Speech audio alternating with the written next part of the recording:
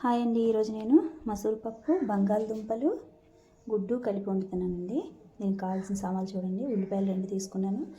ఒకటి పులావ్ పత్తా, పులావ్ ఆకండి. ఆ తర్వాత పసుపు కొంచెం, కారం కొంచెం, ఈ జీలకర్ర పౌడర్, అద్రక్ లహసూన్ అల్లం వెల్లుల్లి పేస్ట్, సాల్ట్, కొద్దిగా గోల్కి పౌడర్ అండి, నల్ల మిరియాలు. ఇప్పుడు కడాయి వేడి చేసుకుందాం అండి. కడాయి వేడెక్కిపోయింది. ఇందులో ఆయిల్ పోసుకుందాం అండి. ఇది రిఫైన్ ఆయిల్, సన్ఫ్లవర్ ఆయిల్.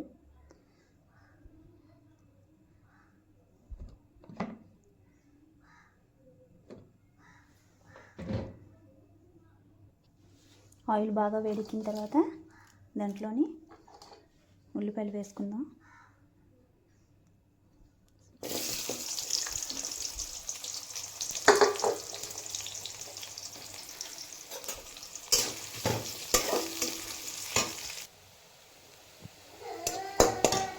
ఇవ్వండి, ఉల్లిపాయలు రెడ్ అయిపోయి బ్రౌన్ కలర్లోని.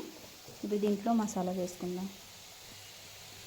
ఏ మసాలాలు తీసి ఉంచానో ఈ మసాలాలను వేసుకుందాం. అందులో కొద్దిగా వాటర్ కూడా వేసుకుందాం మసాలా వేసి, ఎందుకంటే వాటర్ వేస్తే ఉల్లిపాయలు చేదుగా అవ్వవు.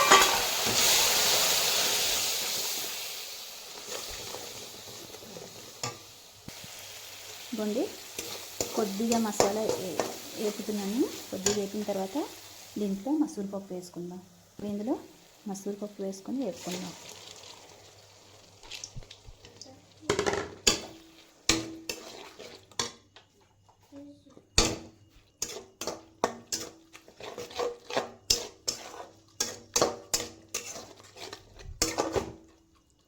తర్వాత దుంపలు కూడా వేసుకుందాం అండి. ఇందులోనే వేసుకుందాం. ఇక్కడ వాటర్కి దుంపలు వెంటనే ఉడికిపోతాయండి.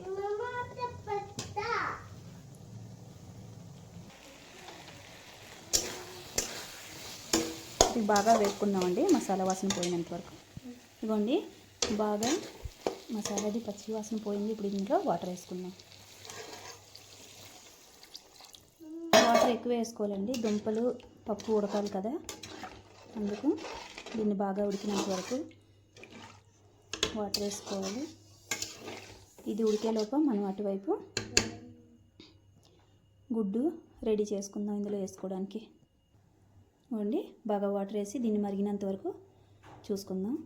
ఇవ్వండి, ఇప్పుడు ఆమ్లెట్ కోసం తయారు చేసుకుందాం. గుడ్డు అందులో వేస్తాం కదండి పప్పులోని. పచ్చిమిరపకాయలు,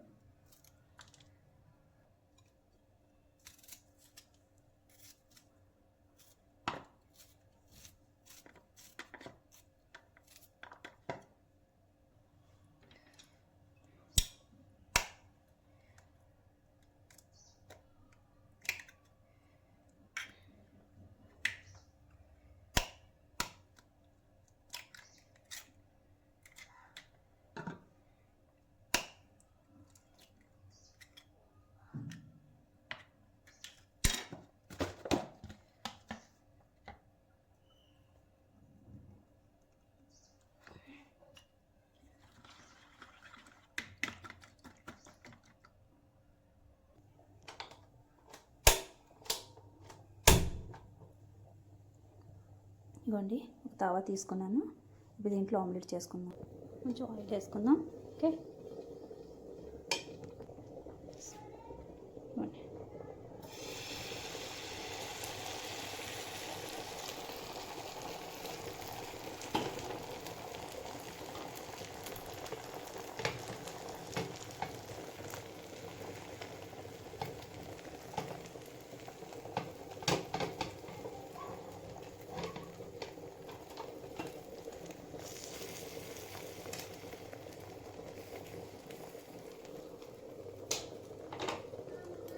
చూడండి, ఆమ్లెట్ తయారైపోయింది.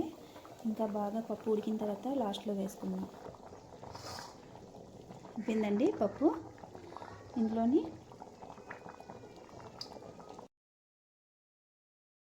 పప్పు అయిపోయింది. ఇందులోనే ఒక్కొక్కటి చేసి తయారు చేసి ఉంచుకున్న ఆమ్లెట్ని వేసుకుందాం. ఇందులోనే వేసుకొని 2 minutes బాగా మరగబెట్టి దించేద్దాం. అంతే అండి, తయారైపోతుంది.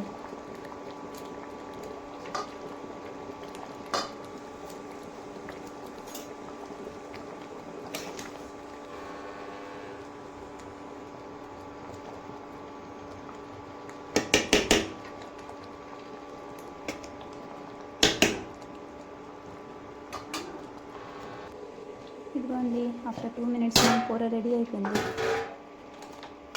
అంతే అండి. కావాలంటే పప్పుని బాగా ఉడకబెట్టుకోవచ్చు కుక్కర్లో కూడా.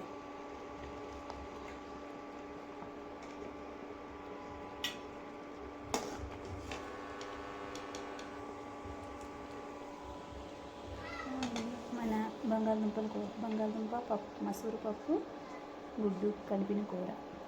అంతే అండి.